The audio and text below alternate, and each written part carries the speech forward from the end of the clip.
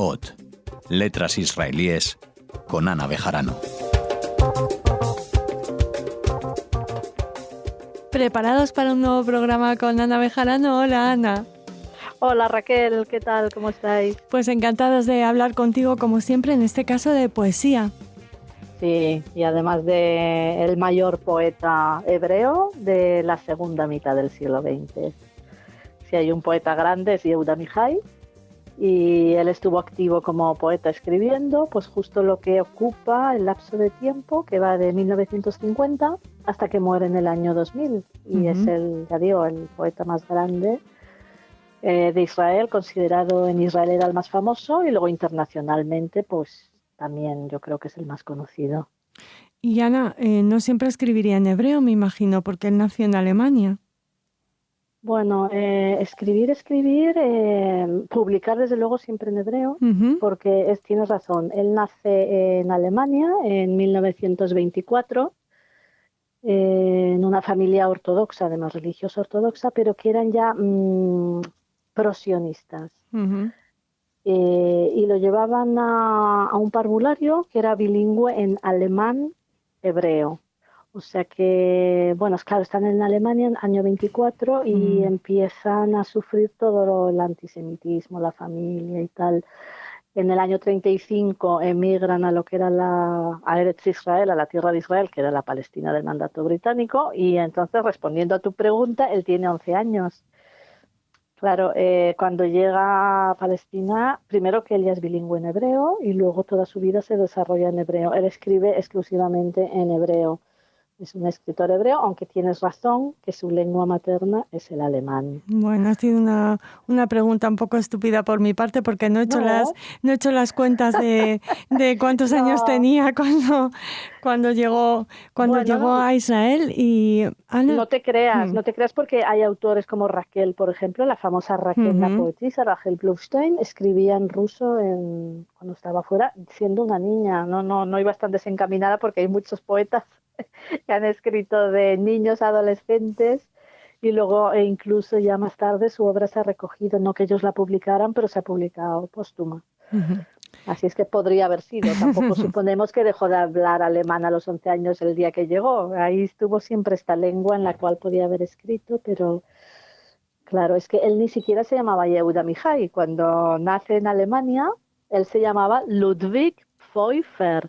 Wow. Claro, hay que tener en cuenta la metamorfosis de todos estos, no solamente los autores, de toda esta población judía que dejó Europa y marchó a la tierra de Israel, cómo hebraizan sus nombres y lo que supone para una persona.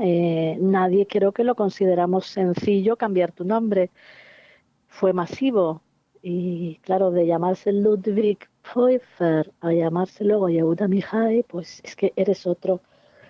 El hecho de escribir en otra lengua, de hablar otra lengua, de tener otro nombre, que tantas veces hemos hablado, es una nueva vida, ¿no? Lejos de lo que era el antisemitismo de Alemania. Me imagino entonces, Ana, que en su obra no está esa nostalgia de la que hablamos a veces de los escritores israelíes nacidos en Europa, también porque llegó muy joven, por esa transformación que nos cuentas y porque ese espíritu sionista que ya se respiraba en su familia, ¿no? Exactamente. Ellos en realidad ya tenían en mente quizás no marchar si no hubiera pasado lo que pasó en Alemania, pero no eran ajenos, tienes toda razón, eran sionistas, se movían en unos círculos de hablantes de hebreo y quizá ya lo tenían en mente. La verdad es que lo desconozco, pero posiblemente sí. Y su obra es muy israelí, en realidad, muy hebrea y muy israelí, y no habla del pasado en Europa. A veces sí, habla del pasado en Europa a través de los supervivientes del Holocausto, que son uno de sus temas, es más que del Holocausto, que él no habla en su poesía. Lo que sí que, claro, él fue testigo de los supervivientes que llegaban, estos muertos vivientes, y a través de esto, pues claro, la presencia europea a través de estos supervivientes sí que está en su obra. Pero ya digo, a través de lo que es el tema Holocausto, supervivientes. Por lo demás, él es el típico luchador, soldado. Él dice que se mueve entre dos generaciones, porque en realidad cronológicamente, al haber nacido en el año 24, él pertenecería a la generación anterior literaria, que es la del Palmaj. Él está situado por la crítica en la generación del Estado. Pero él dice, claro, yo participé de todas estas guerras, pertenecí a la Ha'apala, que era el movimiento que defendía la inmigración de judíos a Palestina cuando los británicos cierran la inmigración. Pues hay un movimiento clandestino que es la Ha'apala y él es miembro activo. Y fue luchador en el Palmaje, lucha en todas las guerras. Lo que pasa es que luego él sufre un cambio radical que lo convierte no en un pacifista, como decíamos Sos, pero en realidad escribe mucho sobre la guerra, siempre desde el punto de vista de alguien que ha padecido la guerra, y es un autor muy antibelicista. Ya digo, en todas las guerras participó. Y, bueno, sobre todo en la guerra de la independencia lo marcó profundamente. No a él, a toda su generación, porque ya hemos dicho también varias veces como habían estado educados en lo que era la tierra de Israel, pre-Israel estatal, donde había cierta convivencia todavía con la población árabe, aunque había brotes de violencia. Y claro, luego ya con la guerra de la independencia y la llegada del Estado, lo que se produce es una especie de decepción que se refleja mucho en su obra. Hay, como dice, es que la guerra de la independencia él la compara, porque él es muy de símiles, más que de metáforas, es de símiles, esto se parece a esto, y dice, la guerra de la independencia en realidad fue como una navaja roma, que dejó unas cicatrices muy feas en todo lo que era el paisaje y en el hombre. Eso siempre lo ha recalcado él. Dice, otras guerras, quizá la de los 6 días, dice, fue un cuchillo muy afilado. Fue terrible, pero el corte es el de un cuchillo muy afilado. Dice, la guerra de la independencia es una navaja roma. Y ahí él cambia radicalmente y, bueno, incluso como poeta ya es un poeta más mayor. Se mueven entre estas dos generaciones. Más mayor me refiero a los poetas de la generación en la que lo han colocado, que es la generación del Estado.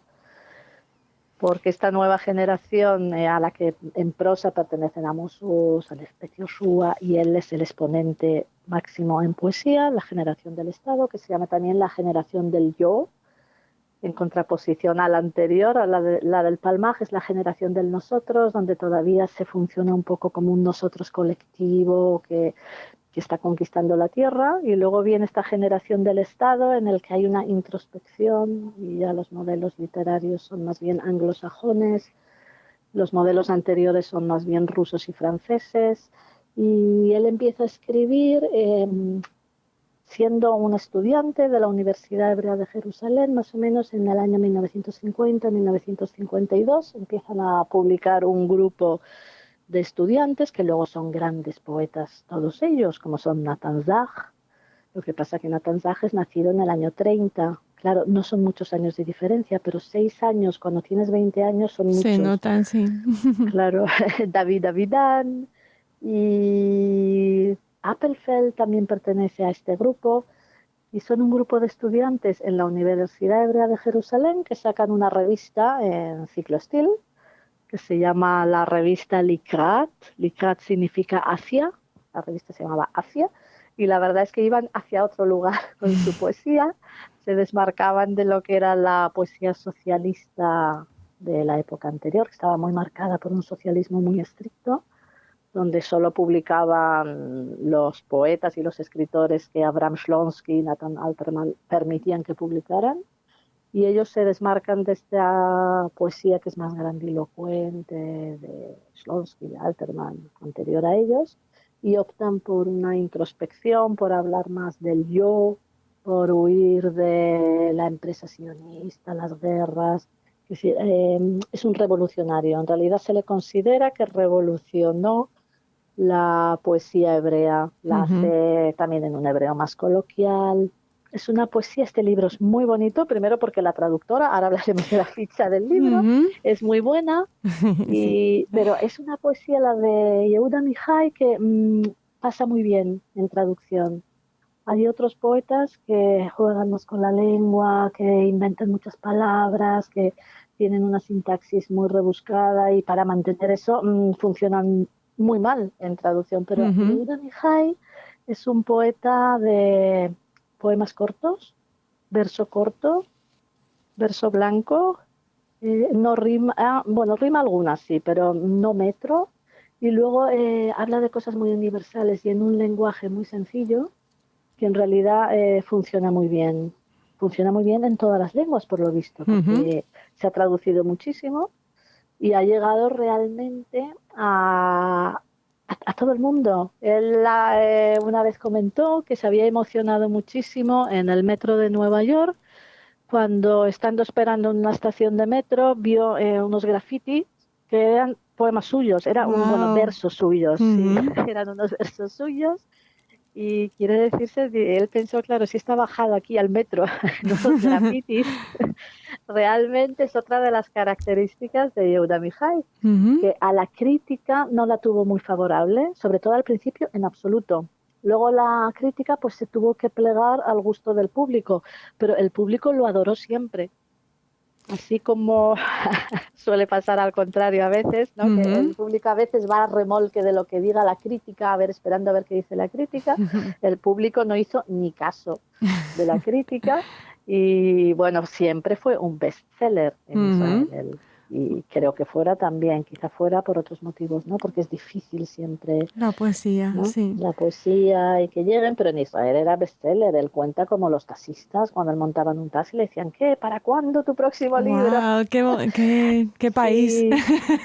¡Qué país en el que pase eso, eh! Eso parece mentira, pero a ver, no me gusta contar anécdotas personales, pero ahora que he estado en Jerusalén, y tú has hablado conmigo en el programa, hablando de Hanoch Levin, no sé si lo conté en el programa que hicimos sobre Hanoch Levin, cuando el taxista nos llevó al grupo de 10 actores a Tel Aviv, al barrio de Hanoch Levin, cuando subimos al taxi, él preguntó quiénes éramos, y dijimos, somos traductores de Hanoch Levin. Y bueno, había leído todo. ¡Wow! Sí. Digo, esto solo pasa en Israel, esto lo he vivido yo ahora en el verano de 2019, no estamos hablando... Sí, que nos quedamos todos, porque era un taxista que no era un taxista reconvertido ayer, no, era un taxista pues que lee a Hanoch Levin, ni más ni menos, que no es un autor fácil, ni, bueno, es un autor complicado. Lo había leído todo y sabía más que yo, desde luego, ya te lo aseguro, Bueno, sabía más que yo. Eso es difícil, pero bueno, no, igual. te lo aseguro porque mira que fuimos hablando con él todo el camino y era impresionante. Wow. Bueno, que hacemos pues una pausa y hablamos del libro en sí. Detrás de todo esto se oculta una gran felicidad, un gran título. Oh, precioso.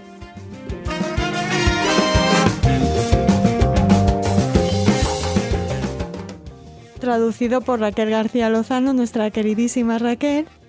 Exactamente, la traductora vuelve a ser ella, Raquel García Lozano, que además ella escribió la tesis doctoral sobre Yehuda Mihai. A mí me da un poco de apuro hablar de Yehuda Mihai, si me va a escuchar Raquel, pero bueno, también es otro punto de vista desde fuera. He estado yo lenta porque tendría que haber invitado a Raquel a participar en el programa y dejaros a las dos ahí que hablarais. Para otro, sobre otro libro que es... Creo que va a sacar más poemas de Yehuda Mihai, porque hoy justamente yo hablé con ella y le pregunté a raíz para este programa, le dije, porque sé que iba a sacar, y dice, sí, está en mente y lo tiene preparado. O sea que podemos hacer eso. Vale. Pues la traductora es ella, la traducción, ya vamos a decir, como siempre es cierto, excelente. Y luego el título, como tú dices, es muy bonito. Detrás de todo esto se oculta una gran felicidad. Porque en realidad cuando lo lees sí que te quedas un poco a veces, él es muy contundente, siempre hay una especie de amargura en todo, incluso en sus poemas amorosos que son preciosos, porque biográficamente él estuvo casado, tenía una mujer de su edad y luego se enamoró de una de sus estudiantas, o estudiantes, no sé si me está permitido decir estudiantas, y se casó con ella, con Hannah, que ha sido su mujer hasta el final de los días, pero también fue medio escandaloso, era una chica muy joven Y él tiene ahí unos poemas que siempre hay una especie de amargura, aunque los poemas para Hannah son fantásticos, que diga. Y bueno, el título va, creo que un poco por ahí. Hay una especie de decepción, como he dicho antes, de la creación del Estado de Israel. Y entonces, detrás de todo esto que yo escribo y es así, a pesar de ello hay una gran felicidad. Uh-huh. ¿Todo esto es su escritura? Cuando dice detrás de todo esto, ¿esto es su escritura o su vivencia? Esto es un verso, yo lo interpreto así, habiendo leído mucho su obra. Sí. En realidad me ha dado que pensar este título, no he visto que nadie lo comente y esta es la interpretación que yo hago, porque en realidad sí que tiene eso, ¿no? Que es esta decepción de la creación del Estado de Israel que luego se vio que fue un país normal, claro, todo el mundo esperaba grandes cosas y les vino pues los problemas de la inmigración masiva, que fue un problema muy grande de absorción de inmigrantes. Como ya hemos dicho, la llegada de los supervivientes del Holocausto, el problema con la población árabe local, porque los que vivían antes del Estado de Israel tenían una relación muy diferente con los árabes. Sí que hubo siempre un conflicto, pero la gente tenía una relación incluso de amistad, de visitarse. A raíz de la guerra de la independencia, eso se rompe y hay una especie de amargura en su obra, no solamente en la suya, de cómo el judío pasa de ser víctima a ser, ¿cómo se dice? Victimario. Sí, bueno, ahora no me sale la palabra. Ahora me sale en catalán, que es butxí. Bueno. Butxí, para quien me escuche en catalán, el que ejecuta. Bueno, ¿el verdugo? El verdugo. Es una de las características de la literatura israelí, esta tragedia, ¿no? De quizá, aunque tú no creas que tú eres un verdugo, eres visto así por el mundo. Les pasa a los israelíes hasta el día de hoy. Sí. Los tratan de verdugos. Que lo sean o no, nosotros en eso no entramos y creemos que no. Pero de haber sido víctimas siempre a estar vistos ahora en los telediarios como un verdugo, es muy duro. Y eso también aparece constantemente en su obra, no solamente en la suya. Y luego también, como tuvo una educación muy religiosa, pues también la pérdida de la fe que él manifiesta, eso también le produce cierto conflicto, porque se ve claramente la pérdida de la fe en su obra, pero la gente que ha sido educada en una educación religiosa ortodoxa siempre mantiene ahí lo que la profesora Ruth Cartoon Bloom de la Universidad Hebrea dice: siempre la Biblia está ahí, la traen a la escritura para rechazarla, pero la traen. La religión no se ignora. La Biblia siempre está presente, aunque sea para rechazarla.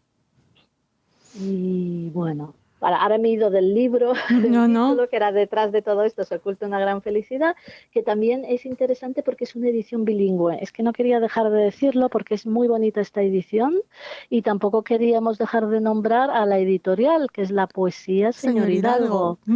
Es una gran editorial. El libro es de 2004, pero no importa mucho de cuándo sea la edición del libro en este caso, así como hay novelas que a lo mejor interesa más que leerlas de actualidad, porque esta, claro, no deja de ser una antología y recoge obra de Yehuda Mihai de un amplio lapso de tiempo. Entonces, Ana, es un muy buen libro para acercarnos a la poesía de Amihai, si no la conocemos, porque recorre un poco toda su obra. Sí, de todas maneras, nosotros hemos escogido este libro para hablar hoy. Detrás de esto se oculta una gran felicidad, pero cualquier persona que cruce Raquel García Lozano con Yehuda Mihai en Google verá que ella tiene otras antologías. Hay una muy buena también de cátedra. Quiero decir que si no se encuentra esta en concreto, cualquiera de las antologías que ha preparado Raquel García Lozano sobre Yehuda Mihai es válida. Esta es lo único que es porque es más amplia. Tiene 356 páginas y, como tú bien dices, el abanico es muy amplio. Entonces sí que es bueno para acercarse por primera vez, y si no te acercas por primera vez igual, porque es un poeta de los que puedes releer 1000 veces. Y oye, pues aparte de interesar a nuestros oyentes en general, a tus estudiantes, a los que mandamos un saludo, les va a interesar mucho más, ¿no? Si es esta edición. Sí.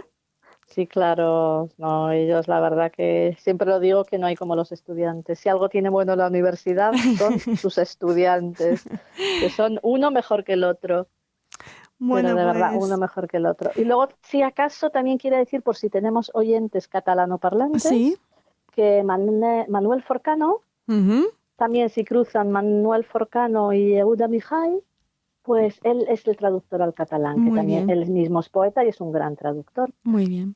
Y no sé si está traducido al euskera y al gallego, creo que no, ¿eh? Ujú. Porque el euskera y el gallego Todavía. tienen muy pocas Mm. traducciones, sí, lástima. Oye, ¿tu poema preferido de esta antología? ¿O alguno que Ay, quieras destacar?